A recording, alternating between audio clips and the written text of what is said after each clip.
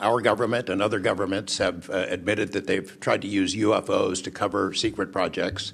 But I think they also do some reverse engineering of those claims. So years after people start seeing UFOs over Area 51, for example, they come up with the story, oh, yeah, that was, we planted that story. So I read in a major newspaper just a couple of weeks ago, they planted this story. An Air Force colonel went out into the desert, went to a bar at Rachel, and gave them some fake UFO photos. And that's how the whole story about Area 51 started, which is preposterous. Yeah, and I didn't even get to the crash retrieval program stuff yet, Ms. Chairwoman.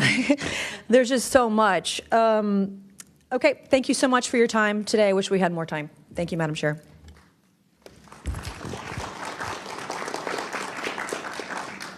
I now recognize Ms. Crockett for 5 minutes. Thank you so much, Madam Chair, and thank you so much to each of the witnesses that have come before us today.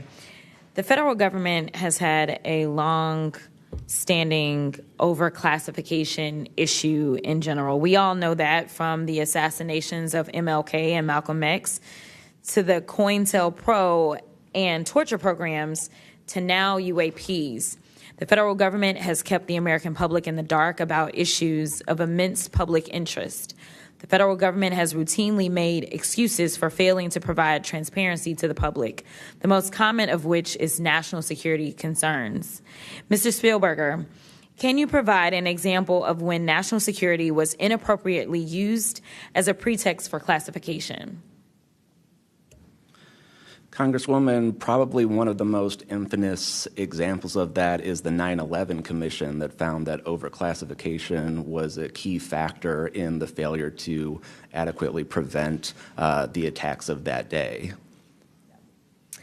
In addition to that, what lessons from these oversight failures should guide Congress in approaching UAP oversight? Generally speaking, we would advise this Congress to ensure that agencies adopt a general policy in favor of disclosure instead of a knee-jerk needing to overclassify information and documents. We should ensure that when information is classified or deemed sensitive, it's only for legitimate national security and privacy concerns. And we would recommend adding additional factors to the considerations of cost, value, and certainly to the extent that it's critical for the public interest and the public's right to know, especially when we are talking about these very serious national security concerns and implications. Can you speak to how whistleblowers have historically helped Congress uncover the truth in other areas and how that might apply here? Absolutely. So again, Congress has always relied on whistleblowers coming forward and making disclosures in a number of different issues across different agencies, anything from national security to airline safety, railway safety, environmental concerns, workplace health and safety, a lot of issues coming out of the COVID pandemic, for example. Whistleblowers have come forward with important disclosures on just about any critical issue affecting our government and affecting the American people, all of which have grave implications for the rights and protections that we have and how we live our lives in communities across the country. How important is it for whistleblowers to have strong protections when it comes to UAP-related disclosures or disclosures of other topics of excessive government secrecy? It's absolutely vital. This has been one of the disappointing failures of doing this work, of advocating for stronger whistleblower protections. We recognize the invaluable public service that brave whistleblowers play in coming forward, again, taking all of these risks that we've heard about just to speak the truth, to get important information out in the public consciousness, but they can only do so when we have safe and secure channels for reporting, when there is trust in the independence of agency watchdogs like inspectors general, like the Office of Special Counsel, like the Merit Systems Protection Board that play critical roles in investigating whistleblower disclosures and enforcing the protections of whistleblowers, all of that is essential to allow whistleblowers to keep coming forward and playing these incredibly important public roles. Thank you so much. Let me just say this. People look at Congress, especially now, and they see a lack of unity. They don't see the ability for us to come together really on much of anything. I will say that I do applaud the chairwoman and the work of this committee because for once I feel like we are focusing on governing, which should be about transparency. The reality is that we cause more harm than good when we allow a lack of transparency to fester. It allows for all types of conspiracy theories instead of us actually making the investments that we need to make to get the information and actually provide it to the American people. The reason that I wanted to focus on making sure that we answer some questions specifically around the protections of those that are willing to come forward is because the only way that we can make this government actually work for all of us is if no matter where you are in this federal government, you feel as if you are safe when you come forward with information of any issue. And so I do want to thank you for all of your stories. The reality is that we only get 5 minutes, and the vast majority of everything that you have to say cannot be contextualized within 5 minutes. But I know that my colleagues are going to get to kind of pulling some more of that out. But again, I really just want to thank you for your courage in this moment, and thank you for your service to our country.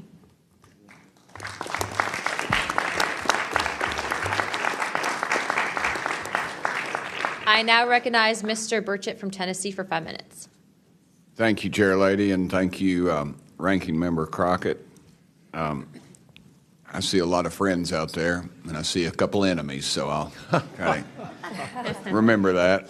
But it's a pleasure being here. I want to remind people, too, this thing is an ongoing deal. We're not going to get this overnight. We've been fighting this battle, some of y'all, for 30 years and maybe longer. I hope we just keep focused on what we're trying to get to is total disclosure.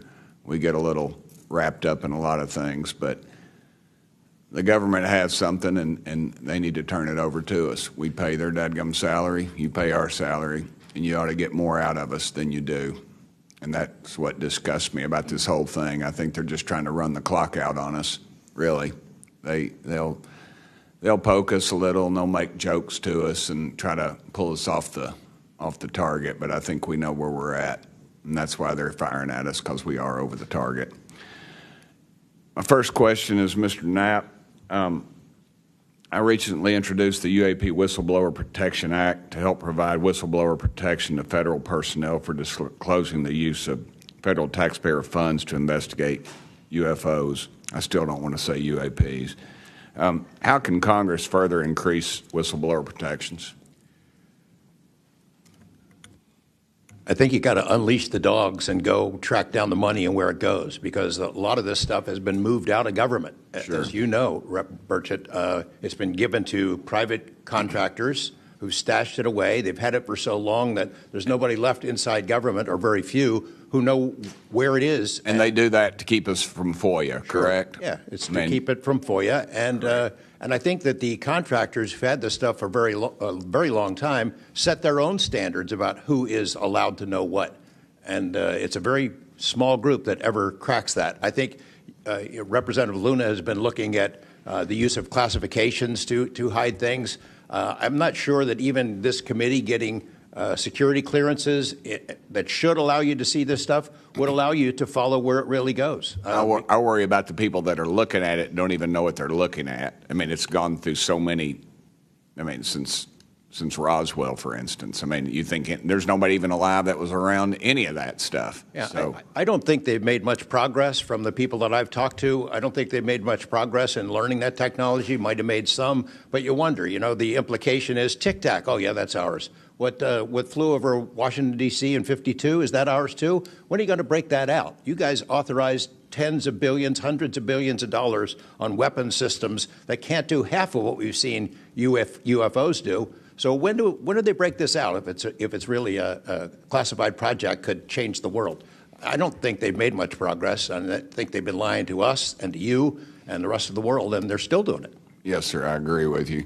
How did you manage to obtain the classified Russian UAP documents, and how did you get them back in the United States? Well, I met this Russian physicist who was in the United States lecturing. And I want to clarify that. I can't even take a thing of honey home on my airplane when I fly back to Tennessee. Yeah, so I did something pretty dumb. And I'm bitter about it, but go ahead. I did something kind of dumb. I met with these officials who, during that time period, glasnost, perestroika, the Russians were trying to open up to the world, and I saw it as a window of opportunity, and it was. And we were able to talk these folks into providing us information that otherwise we would never have seen. Some of that was classified.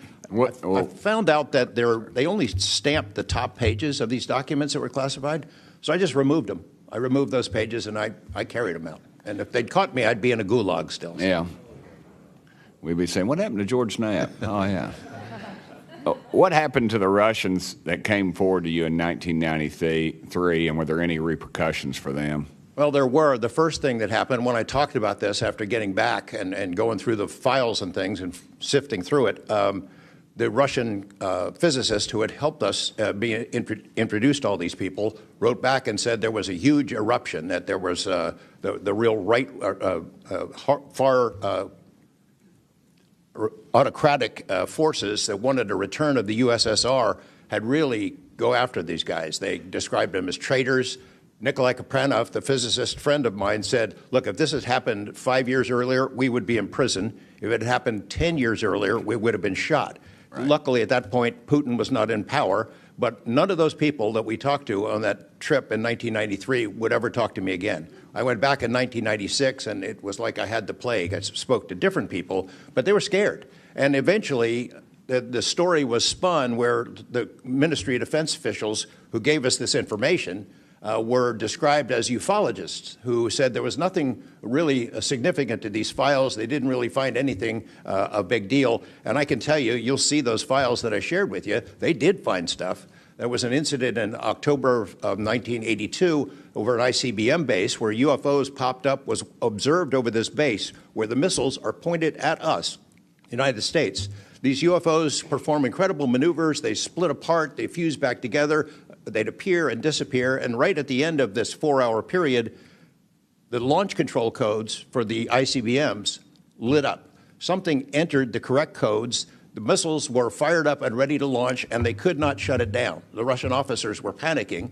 The UFOs they disappeared. The launch control system goes back to normal. Colonel Sokolov and his team came in, took the thing apart, could not figure out what it was. It wasn't a power surge or EMPs or some of the baloney excuses that our country has given for similar events involving our nuclear missiles. They thought it was a message from wherever the UFOs were from. And that's a chilling thing. I mean, we were a couple of seconds away from World War III starting, and the UFOs were responsible for it. All right, I'm out of time, but real quick, who are the contractors that have this material, the corporations? Well, one of them is Lockheed. And I'll tell you, I mean, I'm not saying Lockheed's the bad guys. They're doing what they were asked to do. Sure. They have lied about this because that's what they're supposed to do. But Lockheed would be one. There's a list I can give you, Congressman. Some of the big ones, the usual suspects. Okay, thank you. Yield back, Chair Lady. Sorry for going over. It's all good. It's all George Knapp's fault. I now recognize Ms. Boebert for 5 minutes. Thank you, Madam Chair. Chief Wiggins, based on your training and operational experience, could the behavior that you witnessed, a transmedium object vanishing without a sound, be explained by any known technology that we possess or other governments possess? It cannot. No. And has any government agency debriefed you or any of your shipmates regarding the EOIR and radar confirmed UAP encounter aboard USS Jackson? No one has, no, ma'am. What was that encounter like when you brought that up? If you want to briefly summarize that, when you brought that to their attention and then you were not provided any follow-up, who was told, and how did you feel when there was no contact back to you? As far as the actual incident happening Yes, or sir. the reporting level? Yes, Chief. It was within the event happening. My duties are to report to the tactical action officer on watch while we're standing watch. So tactical action officer was there. I made my report. I've not had any discussion outside of that day. There's been no communication to me or requests from me within side of the military. But speaking of that actual incident itself, once the report was made to the tactical action officer, that's when I made the decision to ask the individual watchstander that was controlling Sapphire to be able to slew into the location. And that's what you see in the video itself is when the watchstander is slewing in and kind of showing us what we're looking at. But outside of that, that's as far as the reporting went that I know of. Thank you, Chief. Just for the sake of time, Mr. Nusatelli, has ARO, the Air Force, or the FBI ever followed up with you personally about the Red Square event? I did have follow-up by ARO, nothing with the Air Force. The ARO office updated me, I think, at least 2 times. They let me know that they were unable to locate any records, that the records had been destroyed by the Air Force. The Air Force is destroying all their police records every 3 years on a schedule. So You were informed that these documents were destroyed. Well, I have a Freedom of Information Act from the Air Force that states clearly that they destroy all police records on a 3-year schedule. Okay. So they were sitting on documentation, destroyed it, refused to question any of the lead investigators, anything leading into this investigation? Yeah, basically they destroyed all the police records. So you couldn't even call the Air Force and ask them if there was a vehicle accident in that time frame. So that's a big problem. We're losing data in real time. So we'll never be able to go back and track. I think our federal government has a history of destroying records. Thank you very much, Mr. Nusatelli. Dr. Borland, as a geospatial intelligence officer, have you seen classified data indicating UAPs operate in restricted U.S. airspace, and has that information been withheld from Congress? I have not in U.S. airspace. That is intelligence oversight, so I did not have domestic authorities. After filing your Inspector General complaint over retaliation inside the Pentagon's UAP office, did you receive any kind of protection or just more retaliation? Within the IG or ARO, ma'am? Either. ARO, they went after the staff member and classified everything, shut that down. The IG, to this day, I don't even know if my complaint's active. I know my attorney that represented me was very, very, very concerned. And the best of my understanding, I was determined credible, not urgent. And do you think that experience would suggest that the internal UAP investigations may be compromised? Possibly. I mean, it's so hard because this goes back to people doing the job they're told to do, and very few people are going to want to give up their careers, 20, 30-year pension, get rid of their kids' health care, get rid of their house. It's possible, yes. Yes. Thank you very much, Dr. Borland. Mr. Spielberger, do national security whistleblowers currently have any external appeals processes to challenge retaliation, or are they just stuck relying on the same agencies that they're accusing? Congresswoman, this is one of the biggest concerns that we at POGO have, basically around the independence of investigations and accountability for retaliation. Basically, yes, national security whistleblowers have to rely on internal administrative processes that go through agency inspector generals. There are some differentiations, but the bottom line is that they are forced to rely on protection from the same agencies and people who they are alleging retaliated against them. Yes. Well, I thank you all for your bravery. We are out of time here. Thank you so much for coming forward, and we will do everything that we can to ensure that you are all protected. Thank you for trying to bring truth and transparency to the American people. Madam Chair, I yield. I now recognize Mr. Burleson for about 5 minutes. Thank you, everyone. It takes such great courage to come forward, and we acknowledge that, and I hope that you see that we are taking that seriously. And so very thankful for what you're doing today. I'm also very thankful for previous witnesses that have come forward. I see Matthew Brown in the audience. He courageously stepped forward and was as a witness. I encourage everybody to look and seek his testimony. I want to thank the people that came in our first hearing: Ryan Graves, David Grush, David Fravor, and in our second hearing, Admiral Gallaudet, Lou Elizondo, and Mr. Gold, and the many others that have come forward. We hear you, and it's time that we, enough is enough. It's time that we take action. Look, I'm not jumped to the conclusion that I believe that there are, aliens coming from another planet, but I'm open to that. And I think that it's our responsibility, especially when we're seeing that we have a government that is actively blocking information from us. Just last night, I tried to get an amendment onto the National Defense Authorization Act that fit in the germaneness of that bill to have UAP disclosure. And conveniently, it was named non-germane, mostly deemed by staff, not even an elected official.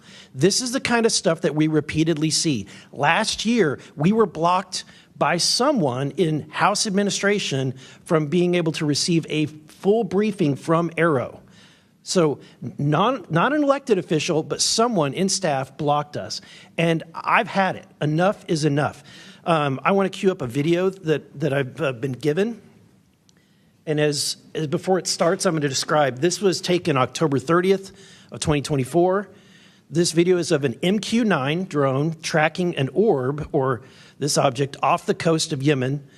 You'll see that another MQ-9 launched a Hellfire missile. That you cannot see that drone, and so I'm not going to explain it to you. You'll see exactly what it does.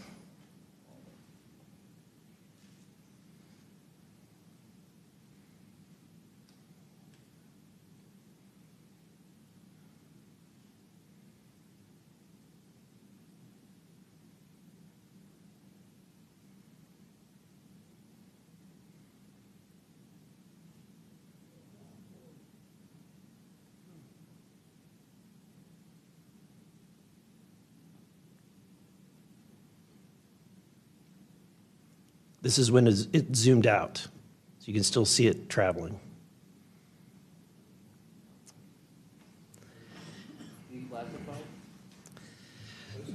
So, Mr. Knapp, have you heard about events like this occurring, and what information might you have?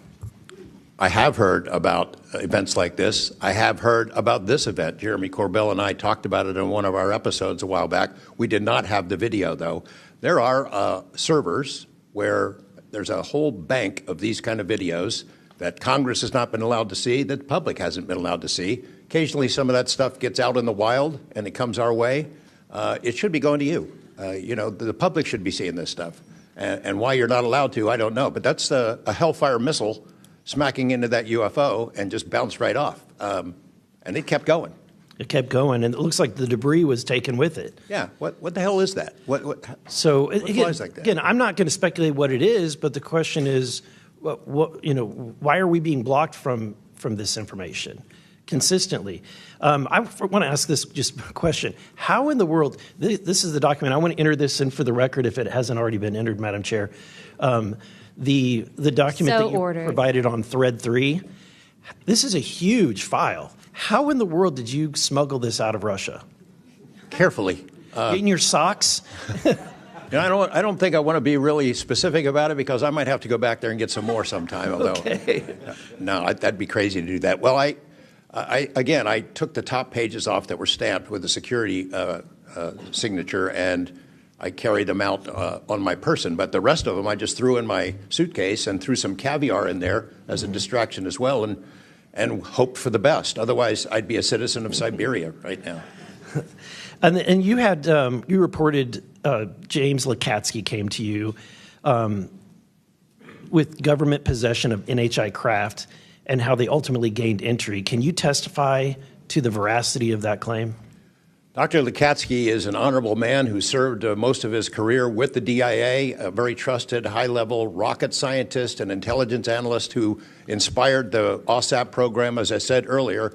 And in full disclosure, I've co-written 2 books with him. He dropped this on myself and our other co-author out of the blue. And it took 14 months for us to get DOPSR approval for him to release 2 sentences on that. He said this craft, we had managed to get inside of it. It had no wings, no rotor, no tail. It had no fuel tanks. They didn't know how it flew or how it was operated. It clearly looked like it was aerodynamic, but he would not go further. He's a by-the-book guy, and until he gets clearance to say more about that, I don't think we're going to hear much more. But it's not ours. It wasn't ours. We didn't make it. We didn't know who made it and how it was built and how it operated. We've got at least one. And I don't know, I think that's enough confirmation that we do have recovered disks and materials. Lastly, Mr. Borland, in the classified realm, have you been exposed to undeniable confirmation of NHI technology? And then my second question is BAE Systems involved in any way with reverse engineering exploitation of non-human intelligence craft?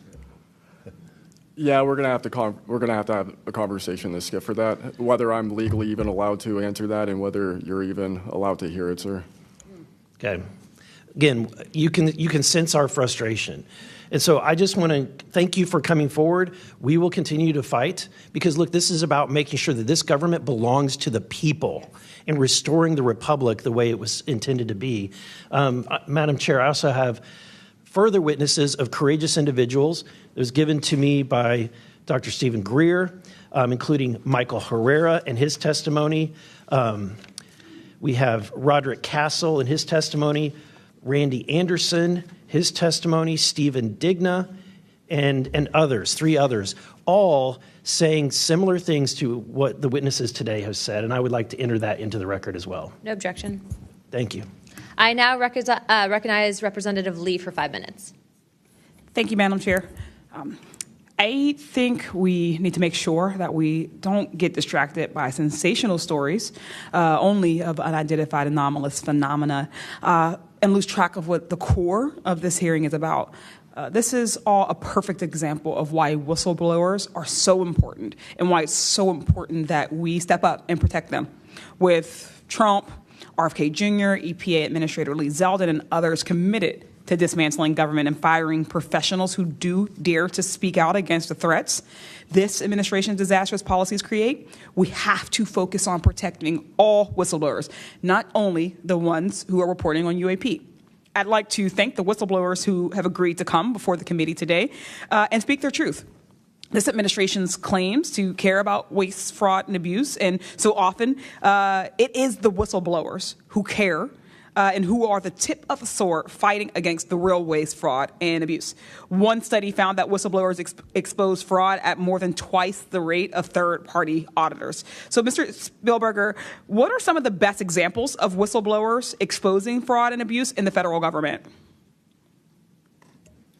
Thank you, Congresswoman. Again, whistleblowers have played such a vital role across so many different issues. One prominent example goes back to the 2014 VA waitlist scandal. POGO actually played a very instrumental role coordinating with Iraq and Afghanistan Veterans of America. At that time, we received tips and whistleblower disclosures from over 800 different individuals talking about the VA subjecting veterans to extensive wait times in order to get the basic standard of care that they deserve. It's certainly prolonged serious illnesses, even contributing to hastened deaths, and we were able to help shed more light on that issue, which I think just emphasizes the importance, even outside of the national security context. We are often still talking about serious issues and even life and death concerns. And unfortunately, whistleblowing can lead to serious repercussions and retaliation, especially in this vindictive and lawless administration. Mr. Spielberger, in the past, what kinds of retaliation have they faced, and what are we seeing today under the Trump administration? So we've certainly heard about a number of different examples of retaliation. One that I'd like to highlight that Mr. Borland referenced previously is retaliation through abuse of the security clearance process. That can have grave implications not just for a whistleblower, but also their ability to seek legal counsel and defend themselves against retaliation. And when we look at the past several months of this administration, unfortunately, we've seen a really systematic approach toward dismantling the nonpartisan civil service. We've seen the mass firings. We've seen undermining of independent agency watchdogs, mass firings of inspectors general, undermining the Office of Special Counsel, the Merit Systems Protection Board. Again, these entities that are meant to be independent and play a critical role in investigating whistleblower disclosures and ensuring that their rights are protected. Yeah. Thank you. In 1989, Congress passed the Whistleblower Protection Act and then broadened it again in 2012 to ensure that federal workers could feel free to come forward to their elected officials. And it's a good thing we did, because whistleblowers have played a more important role than ever since Trump has taken office. It was thanks to a whistleblower that we learned that DOJ allegedly put every single American's personal security information at risk by bypassing safeguards and copying all this data to an unsecure server. I ask unanimous consent to enter into the record a New York Times article titled, quote, "DOJ put critical Social Security data at risk," whistleblower says. Good to go. Thanks. We've had whistleblowers at the National Labor Relations Board reveal that DOJ minions may have shipped case files outside of the agency, possibly to help then co-president Elon Musk continue to exploit his workers. And last week, whistleblowers at the National Institute of Health came forward to say that RFK Jr.'s vaccine misinformation campaign had pervaded even the highest levels of the agency. Typically, whistleblowers have an inspector general they can rely on to investigate their claims and register issues with agency leadership. But President Trump has fired or demoted over 20 inspectors general. If I may ask one more question, Mr. Spielberger, can you explain how eroding the independence and capabilities of inspectors general further endanger these whistleblowers?